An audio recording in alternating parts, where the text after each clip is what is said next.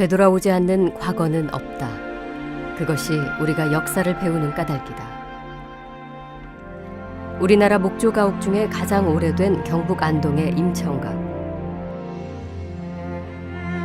무려 99칸의 전통 한옥으로 보물 182호로 지정돼 있다. 이곳의 주인은 가문을 독립운동으로 이끌었던 행동하는 지성 석주 이상용 선생. 신흥 무관학교 교장과 임시정부 초대 국무령을 지냈다. 그는 나라를 잃자 독립운동에 뛰어들었다. 대저택을 버리고 온 가족을 데리고 만주로 떠났다. 명문가의 종손으로 가문을 지켜야 했지만 일제에 강탈당한 국권을 외면할 순 없었다. 일신의 영달을 버리고 3대에 걸쳐 9명이 독립운동에 헌신했다.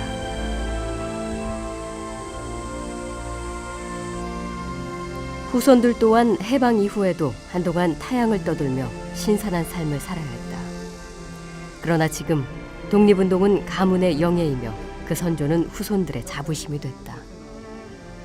1895년에서 1945년까지 50년간을 독립전쟁이 시작이 됐는데 석주 선생 처음부터 시작해서 돌아가실 때까지 34년, 32년까지 돌아가실 때까지 계속 했거든요. 계속 중심에 서 있었다. 그리고 300여 년의 역사를 자랑하는 강릉의 선교장.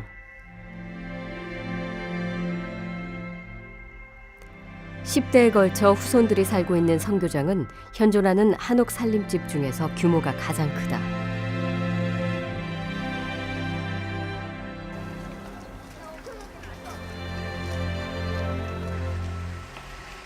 옛 선비들의 멋과 풍요가 그대로 살아있다.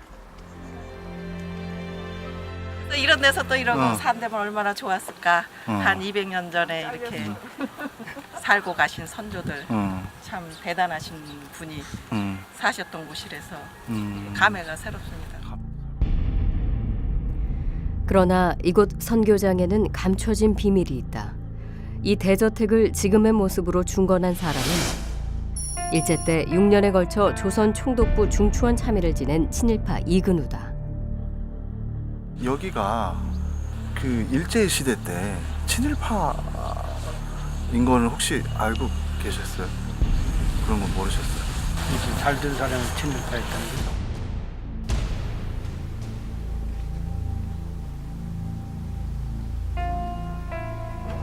지금 이곳을 관리하는 이근우의 후손들은 선조의 부끄러운 친일 행각을 애써 숨기고 있다. 그분의 뭐 어떤 친일 행적이나 뭐 이런 거 관련해서 좀 그런 부분. 네. 저희 관장님 굉장히 예민하게 생각하시는 부분이라. 아 그래요? 네. 그리고 해설 하는 입장에서 나한테 먼저 친일파라고 말을 못하겠더라고요. 제의를 좀 해보신 적이나 이런 게 좀 있으신가요? 어림도 없죠. 저에 따라 그대로 날라가지고. 독립운동과 친일로 갈라진 두 종과의 엇갈린 운명, 우리 현대사의 비극이기도 하다. 친일은 청산해야 할 과거다. 손으로 하늘을 가릴 수 없다. 하지만 대다수 친일 후손들은 선조의 과거에 대해 여전히 침묵하고 있다.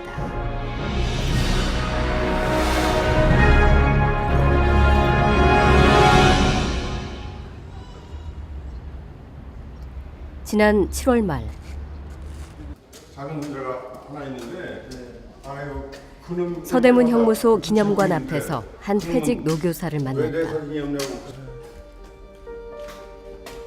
그는 지난 2005년 민족문제연구소가 친일 인명사전 수록 예정자를 발표하자 할아버지의 친일 행적을 고백했다.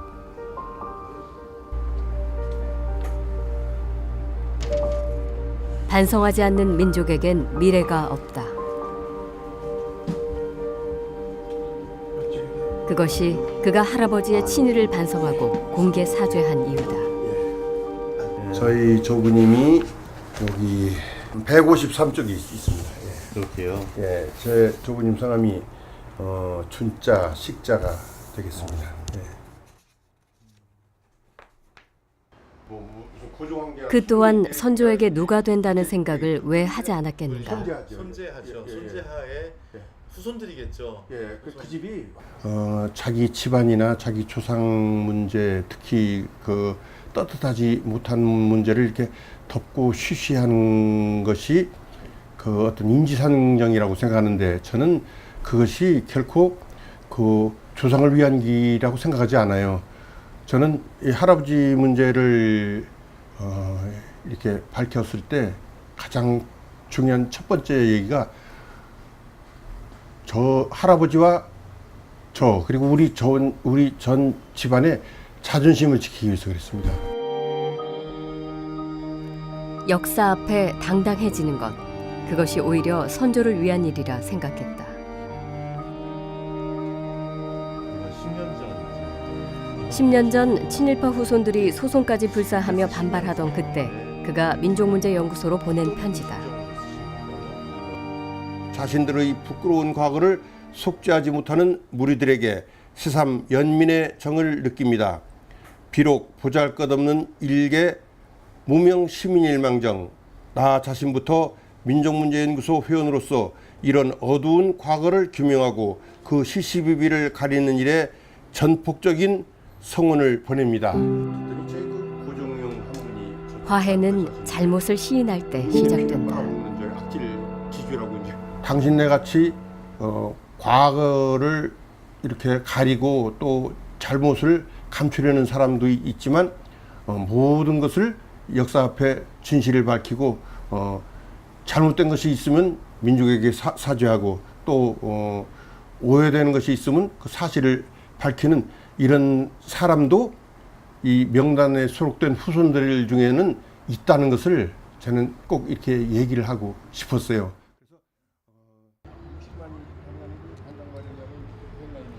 이윤 씨에게는 자신의 앞서 친일 행위를 고백했던 한 사람에 대한 기억이 특별하다. 제가 그 홍익대학교 부속학교에 있었는데 그 70년대 이학영 선생이 홍익대학 총장을 했죠. 친일을 했던 분으로서 그 자기 그 과오를 뉘우치는 어떤 정말 선례 모델 케이스를 만드신 분은 아닌가, 저는 그렇게 존경스러운 마음으로 생각하고 있습니다. 이광수를 따랐던 문학청년 이학령. 훗날 홍익대 총장과 문교부 차관까지 지냈던 그는 자신의 친일 행적을 죽을 때까지 반성했다.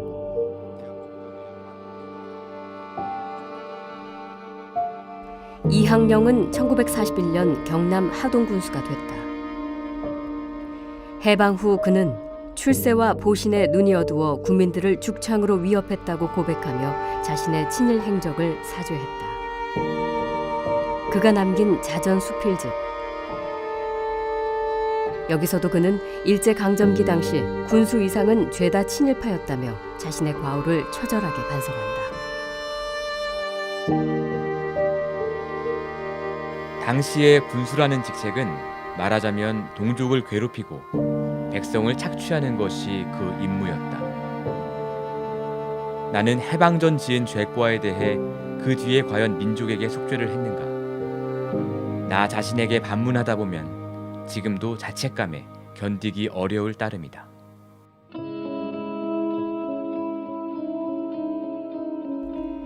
나라 잃은 서름을 노래했던 국경의 밤의 시인 김동환은 일제의 선전 활동에 동원됐다. 하지만 그는 반성하지 않았다. 1994년 그의 셋째 아들인 김영식은 아버지의 일대기를 펴내면서 책 말미에 이렇게 썼다.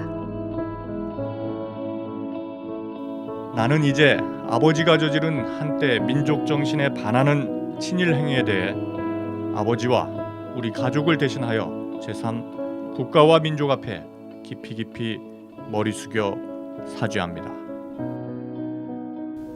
우리 사회의 규범에 관한 문제가 되죠. 공동체가 견지해야 할 윤리의 문제가 되는 것입니다. 그래서 친일 청산의 문제는 지금도 여전히 유효하고 우리 공동체가 나아가야 할 혹은 공동으로 견지해 나가야 할 가치를 재정립하는 문제로 접근할 필요가 있겠습니다. 해방 70년, 진정한 과거 극복을 위한 또 다른 고백과 사죄는 불가능한 것인가?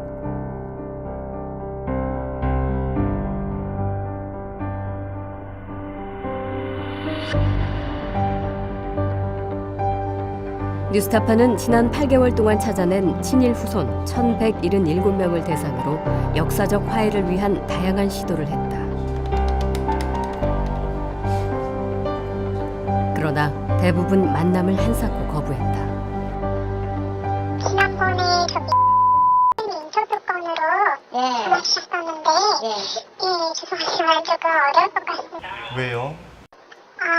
주인이 일정 문제도 좀 있으시고 하셔서 그럼 이메일이라도 보낼 수 있나요? 네, 이 부분은 좀 어려울 것 같아요. 일부는 선조의 친일 행위 자체를 부인하며 친일 청산 작업에 강한 불만을 드러냈다. 저는 관련이 없어요. 저한테 그런 어떤 이야기가 들어온다는 건 굉장히 좀 불량스러운 일이라고 생각하고 있어요. 제가 친일한 거 아니지 않습니까? 다 살고 있는 사람들한테서 자기 노력에서 사는 사람한테서 그걸 갖다 대면 어떡합니까?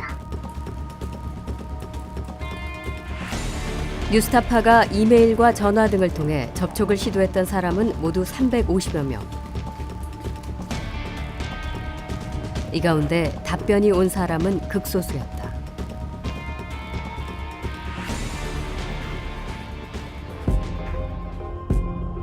이메일 답장이 몇 통 왔지만 그 또한 모두 익명을 전제로 한 것이었다. 그분은 작고 한지 오래돼 저와는 일면식도 없습니다. 또 들은 바도 없습니다. 살아오면서 친일 후손으로서 그다지 시달린 바도 없고 정신세계의 먼 조상의 존재가 차지하는 부분도 많지 않습니다.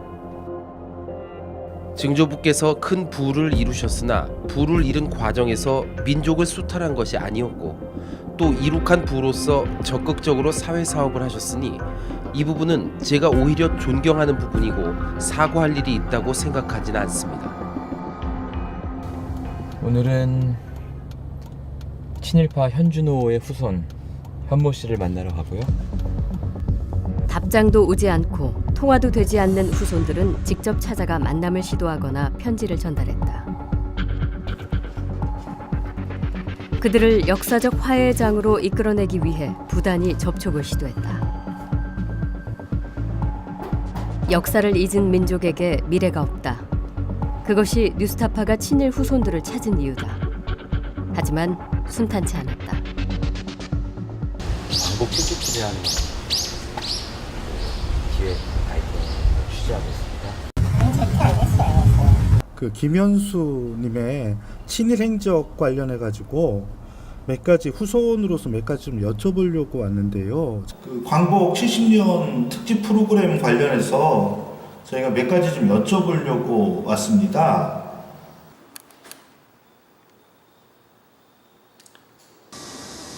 가끔은 친일 후손을 만날 수도 있었지만 아쉽게도 무의미한 만남이었다. 진솔한 사과나 자기 고백은 들을 수 없었다. 이분들이 왜 그러셨는지 그거에 대해서 제가 변명할 것도 없고 모르니까 상황을 정확히 모르는 모르겠어. 한번 제대로 그 양반들이 왜 그랬을까 하는 알겠으면 별로 안 해봤고 그냥 듣다 지금 배부른 거를 택하신 거 아니었나? 혼자 생각해. 누군가 과거의 죄를 잊고 참회 없이 또다시 부귀와 권세를 누린다면 누가 역사를 두려워하고 정의를 위한 길을 가려고 할 것인가? 일제가 독립군을 토벌하기 위해 만든 간도 특설대 출신 백선엽. 정부가 발표한 친일 반민족 행위자 1,006명 가운데 유일한 생존자인 그를 찾아갔다. 뉴스타파라는 곳에서 왔습니다. 저희가 이제 광복 70주년 특집 프로그램을 하고 있는데 백 장군님께 좀 이제 여쭤보고 이럴 부분이 좀 있어가지고. 지금 96세입니다, 이분이. 예. 어르신들 이제 병원도 하시고. 많이 이제 편찮으세요? 안 하세요. 이제 그런 외부 활동을. 네. 죄송합니다. 그럼 편지는 읽으실 수 있나요? 대신 읽을 수밖에 없죠. 듣기만 하십니다. 이거라도 좀 전해주시죠. 아, 네네. 예, 예, 드리겠습니다. 네. 그 이제 반민규명법 만들 때부터 사실은 이제 군인 문제가 제일 큰 쟁점이 됐잖아요. 이제 박정희 때문에. 그렇죠. 다른 분야보다는 이제 군인이 늘 쟁점이 됐거든요. 그래서 이제 처음에는 그 장교로 법안을 만들었는데 당시 한나라당에서 박박우겨가지고 소자 이상으로 저기 법정을 바꿨단 말이에요. 유일하게 많이 걸린 게 뭐냐, 간도 특설 때예요. 그는 평생 단 한 번도 자신의 친일 행적을 반성하지 않았다. 올해 나이 96. 다른 친일파들이 그랬듯 자신의 과오를 후손들에게 멍해로 남길 것인가.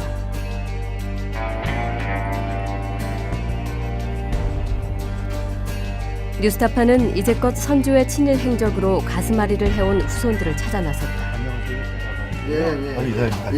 아이고. 아, 바쁘시구나. 저희가 이메일을 드렸었는데 다 반송이 됐더라고요. 안 돼가지고. 문효치, 한국문인협회 이사장이다. 문효치는 조선 총독부 자문기구인 중추원 참의를 지낸 문종구의 증손자다. 이 후원이나 도움을 드리지는 못합니다. 지금 문협이 형편이 어려워서. 저희는 이제 광복 70주년 네. 프로그램을 좀 하고 있어요. 네. 처음엔 다른 목적의 방문으로 오인하던 그가 기자의 광복이란 말에 한참을 망설였다. 저희가 그런데 제 입장에서는 그에 대해서 제가 뭐라고 좀 언급하기가 좀 어렵습니다. 네. 어렵고 저는 이제 기억에도 없는 일이고. 네. 언제 한번 시간을 주시면 약속 잡아주시면 네. 저희가 그냥 여러 가지 말씀들을 편안하게 조금 듣고 싶어요. 제가 무슨 그렇죠. 어떤 비판으로 하려고 하는 건 아니고요. 그렇죠. 예.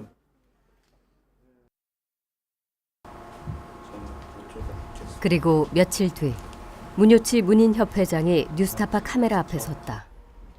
수십 년 동안 가슴에만 묻었던 선조에 대해 처음으로 털어놓기 시작했다. 증조부의 어떤 친일 행적에 대해서 당사자일 수도 있는 후손으로서 어떻게 평가하십니까? 그건 옳지 않다고 저는 평가를 합니다. 분명하게.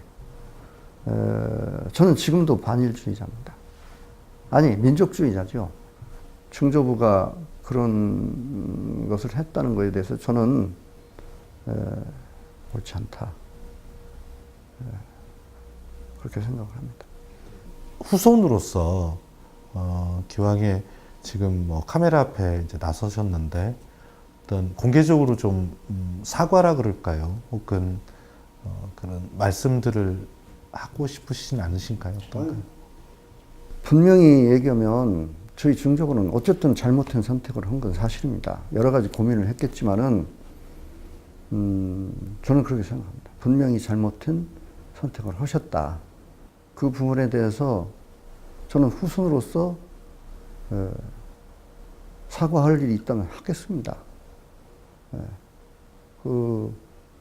저희 조상을 제가 대신해서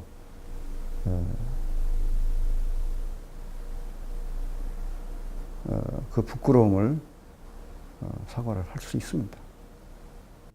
그게 이제 그는 평생 선조의 친일과 불효 사이에서 괴로워했다. 이제 공적인 입장에서 보면 탐액을 하고 사적인 입장에서 보면 또 그게 아니란 말이에요. 할아버지 아니에요.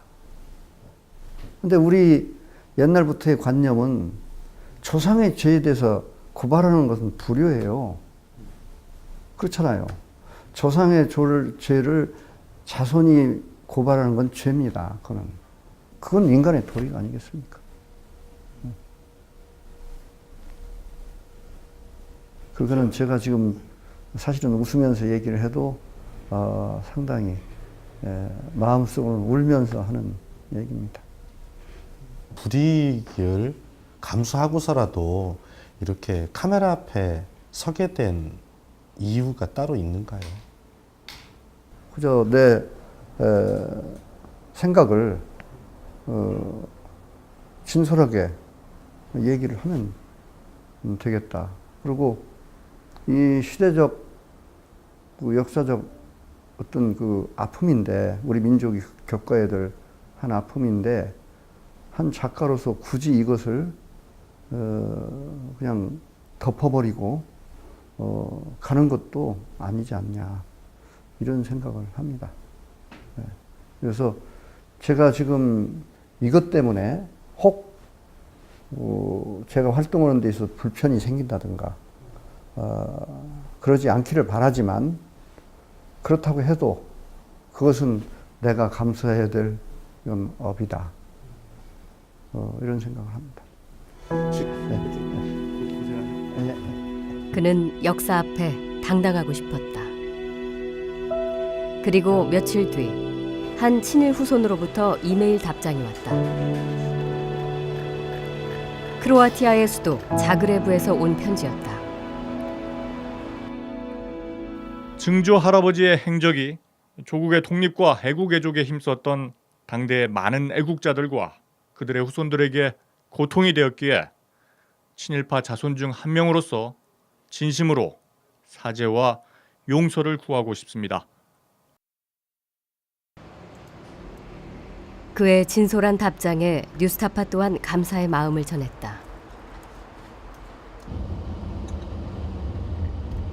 그리고 한 달 후 한국에서 그를 만났다. 김경근 목사는 크로아티아에서 기독교 선교 활동을 하고 있다. 그는 친일파 김낙헌의 증손자다. 김낙헌은 일제강점기 검사와 판사로서 수많은 의병장과 독립투사를 기소하고 재판했다. 그는 뉴스타파의 이메일을 받기 전까지 증조부의 친일 행적을 전혀 몰랐다고 했다. 그 증조 할아버지가 그러면 재판장, 뭐 검사였어요? 네. 그러니까 아마 증조 할아버지 처음으로 변호사 자격증이 국내에 도입되면서 근대식으로 최초의 변호사셨을 거예요. 네, 이런 분들의 의병이나 독립운동하신 분들의 재판을 했고 또 그분들에게 이제 그 중형을 선고하거나 그렇게 했다는 거죠. 그럼 이렇게 아셨을 때의 느낌은 어떠셨어요? 그 편지를 받으셨을 때, 저희가 편지를 보내드렸을 때 이메일로. 저보고 이제 친일파 자손이라고 하니까 좀 황당하기도 하고 또 한편으로는 선대가 했던 어떤 잘못된 어떤 행위라고 생각하지만 그거를 내가 모른다고 해서 그게 내하고 관계없다고도 생각 못 하겠더라고요. 양심상. 제가 우리 정조 할아버지나 할아버지 통해서 10원 한 장 안 받았다 하더라도 그분들이 없었으면 제가 태어났겠습니까? 부끄러운 선조이지만 자녀들에게도 솔직히 털어놨다. 제가 저희 애들 보고도 이야기했어요. 메일 받고 우리 애들 보고 야, 아빠가 친일파 후손이다. 너희들도 그렇게 되면 똑같아. 그래서 더 잘해. 열심히 다른 사람들 잘 섬기고. 그래서 그렇게 이야기해 줬어요. 그러니까 애들이 뭐라고 했어요? 애들이 우리 친일파 후손이야. 굉장히 당황해하면서 이거 어떡하지? 하면서 하여튼 뭐 애들은 좀 또 애들이니까 좀 생소했겠지만 또 자기들 나름 속에 마음에 부담감이 없지 않아 있었겠죠. 그래서 그의 사죄는 진솔하고 담백했다.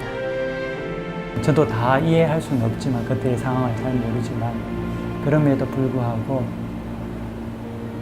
그들이 누린 영화에 비하면 고통받았던 분들의 어떤 상처와 아픔과 지금까지 이어지는 그런 어떤 눈물들을 정말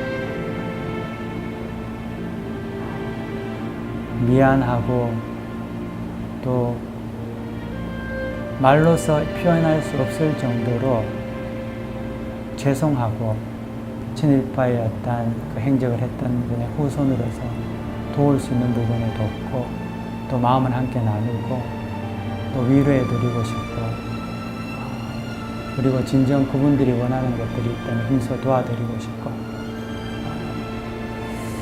그렇습니다.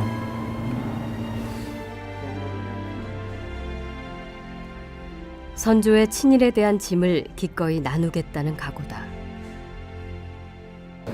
저 같은 경우는 이제는 그 용서받아야 할 입장이기 때문에 당당하게 우리 화해하자 이렇게 말 못하겠어요. 하지만 용서해 주실 수 있는 분들이 그분들이 큰 은혜를 베푸시고 아량을 베풀어서 그래 받아줄게 우리 같이 이제 그러면 함께 하자라고 하면 더 좋죠. 감사하고 그 부분에 대해서는 언제든지 맞은 사람은 다리 펴고 자도 때린 사람은 못 잔다 했잖아요. 그러니까 친일파 후손들도 다 그렇지 않겠습니까?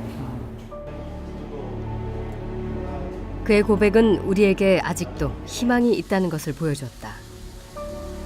뒤틀린 역사를 바로 세우기 위한 우리 사회의 열망에 대한 화답이었다. 또 뉴스타파의 8개월에 걸친 노력이 헛되지 않았다는 것도 입증했다. 정말 저는 아무것도 아니잖아요. 저는 아무것도 아닙니다. 저는 아무것도 아닌데 아무것도 아닌 저의 어떤 말을, 이야기를 또 진심 어린 이야기를 받아주신다면 감사하죠. 감사하고 제가 나와서 이게 정말 고통받았던 분들이 위로가 된다면은 그것으로 만족해요.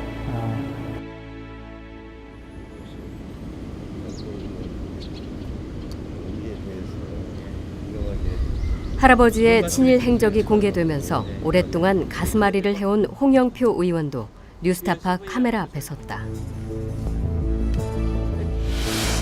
홍영표는 중추원 참의를 지낸 홍종철의 손자다.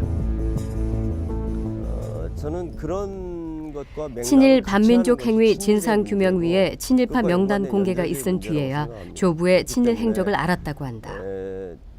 우리가 깜짝 놀랐죠. 깜짝 놀라고 그러나 이제 엄연하게 그게 사실이라는 것을 이제 확인을 하면서 저도 충격을 좀 받았습니다. 네. 우리 근현대사 홍 의원은 조부의 친일 행적에 대해 다시 한번 공식적으로 사죄했다. 우리 민족 조부의 친일 행적에 대해서는 변명의 여지가 없다고 봅니다. 그거는 우리 일제하에서 수많은 사람들이 조국의 독립을 꿈꾸다가 많은 분들이 희생도 당했고 그랬는데 친일을 했다는 것은 민족적으로 용서받을 수 없다고 생각합니다. 불행히도 제 조부께서도 그렇게 친일을 한 것으로 이렇게 기록이 되어 있기 때문에 제 후손의 한 사람으로서 그 부분은 정말 어떤 역사와 민족 앞에 사죄를 한다 이렇게. 그는 단순한 사죄를 넘어 독립운동가 후손에 대한 보상을 확대하는 법안을 발의하기도 했다. 독립유공자 애우에 관한 법률 개정안이 조속히 처리될 수 있도록. 그분들은 독립운동 한다고 쫓겨다니면서 자식들 교육을 제대로 시켰겠습니까? 무슨 재산을 물려줬겠습니까? 그래서 정말 제대로 된 나라라면 그분들에 대해서 국가가 이렇게 해서는 안 된다고 생각합니다. 그래서 제가 이제 그 법안을 제출했는데 아직도 지금 제대로 국회에서 통과가 되고 있지 않아서 안타깝게 생각합니다. 네. 뉴스타파가 접촉을 시도한 후손 350여 명 중 선대의 잘못을 시인하고 공개 사죄한 사람은 단 3명에 불과했다.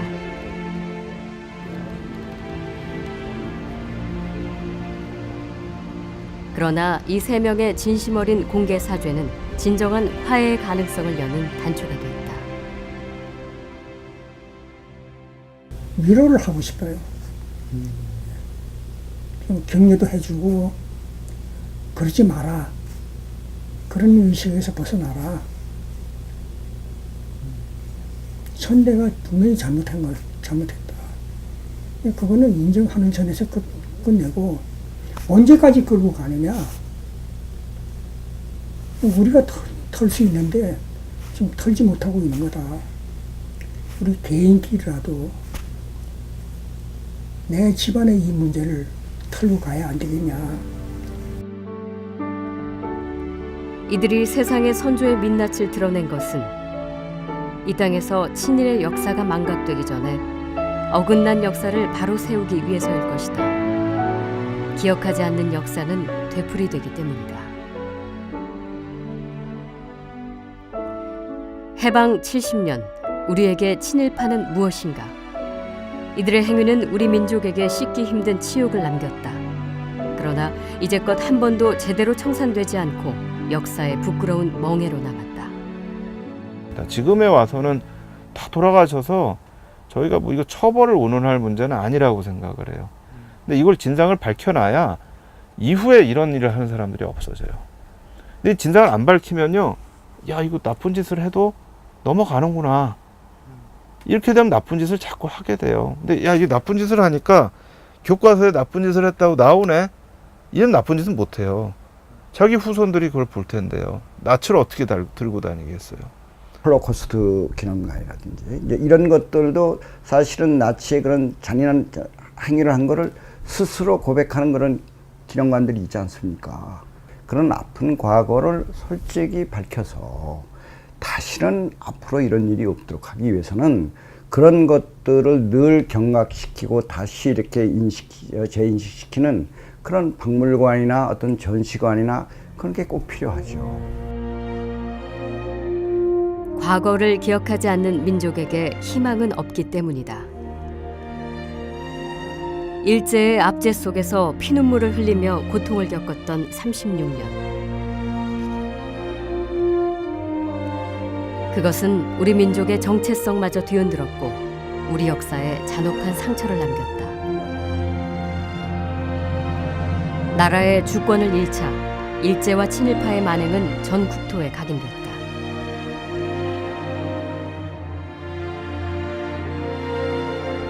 다시는 정치적 이유로 역사의 정의가 뒷전으로 밀려나서는 결코 안 된다.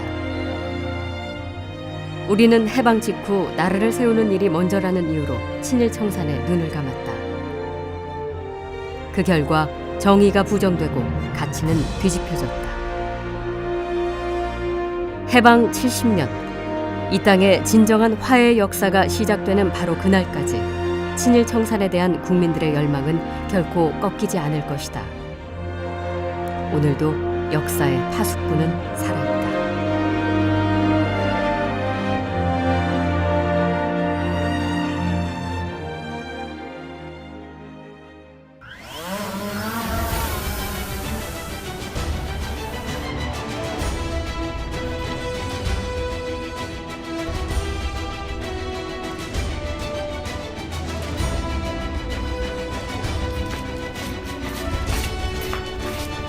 저집이다. 만나 뵙고 말씀 좀 나눌 수 있을까요? 여기 스테판 원로서 있습니다. 그래요? 없는 것 같은데? 아무도 없어요. 관리실도 없고.